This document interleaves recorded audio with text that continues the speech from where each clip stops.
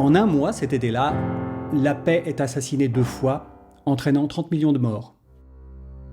Les 2 meurtriers, jeunes exaltés nationalistes, jouaient, probablement sans le savoir, le jeu de service secret.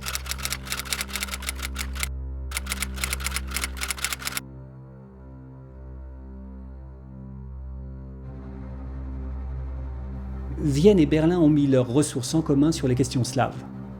L'Allemand Nikolai dirige ce super service de renseignement, persuadé que les peuples germaniques sont nés pour dominer le monde. Héritier du double trône austro-hongrois, François Ferdinand aime tous ces peuples.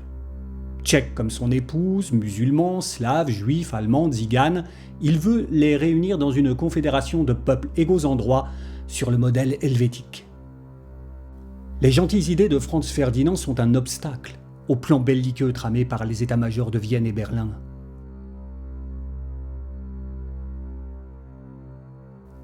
À Saint-Pétersbourg, l'Okhrana, la police du tsar, tient d'une main de fer le patchwork ethnique russe. Ses dirigeants pan-slavistes voient en Moscou la 3e Rome qui doit diriger le monde au profit des Slaves. Ils veulent chipper la Bosnie, la Croatie et la Slovénie à Vienne pour les offrir à la Serbie, créant ainsi la Yougoslavie, le pays des Slaves du Sud. Mais si Vienne intégrait ces Slaves, ce projet nationaliste n'aurait plus de sens. Des peuples égaux en droit à quelques verstes de la place rouge serait un mauvais exemple.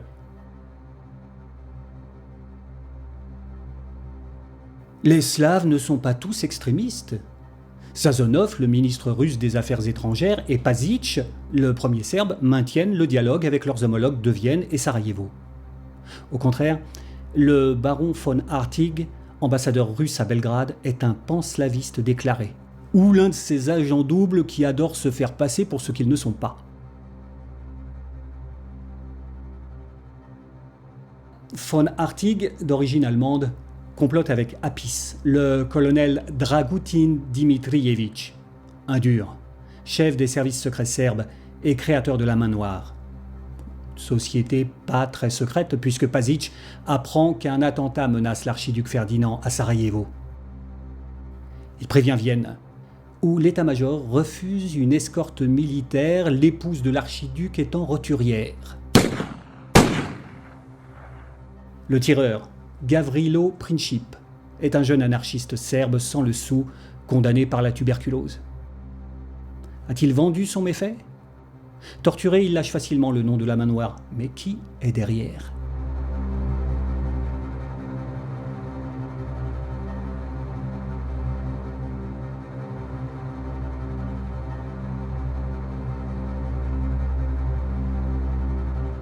L'ambassadeur Hartig meurt d'une crise cardiaque à l'ambassade autrichienne.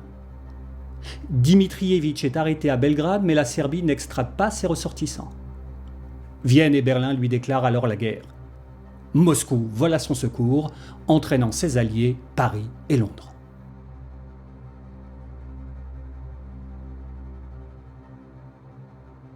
Ravis d'être débarrassés du gentil Ferdinand, les états-majors allemands et autrichiens espèrent une victoire rapide.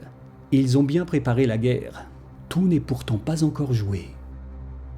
2 ans plus tôt, les chefs socialistes de toute l'Europe se sont jurés de déclencher une grève générale internationale si la guerre devait être déclarée. Ils se réunissent en urgence à Bruxelles, fin juillet.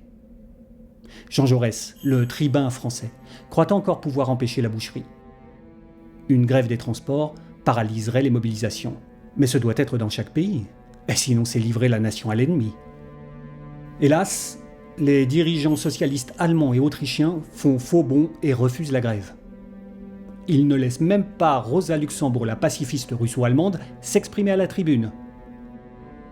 Les Russes sont particulièrement remontés, mais leur principal tribun, qui sait si bien galvaniser les foules, un certain Lénine, est retenu par la police autrichienne. Sa maîtresse, Inès Armand, le remplace à la tribune, mais ce n'est pas pareil. Libéré par les Autrichiens après le congrès raté, Lénine se réfugie en Suisse. Rentré à Paris, Jaurès croit encore à la paix. Son ami, le secrétaire d'État Ferry, le prévient qu'il va se faire assassiner s'il persiste. L'Allemagne veut en découdre et lance un ultimatum à la France, qui s'apprête à le refuser. Jaurès veut dénoncer ce qu'il appelle la trahison du gouvernement. Son assassin, Raoul Villain, ne lui en laisse pas le temps. Immédiatement arrêté, cet étudiant catholique répète les accusations de la presse nationaliste. Jaurès trahit la patrie. Mais Villain a sur lui une forte somme d'argent. Il connaît l'ambassadeur de Russie, Alexandre Izvoz, qui bétonne depuis des années l'alliance franco-russe et les liens avec Londres. La presse vante l'emprunt d'une part et attise la haine du Boche de l'autre.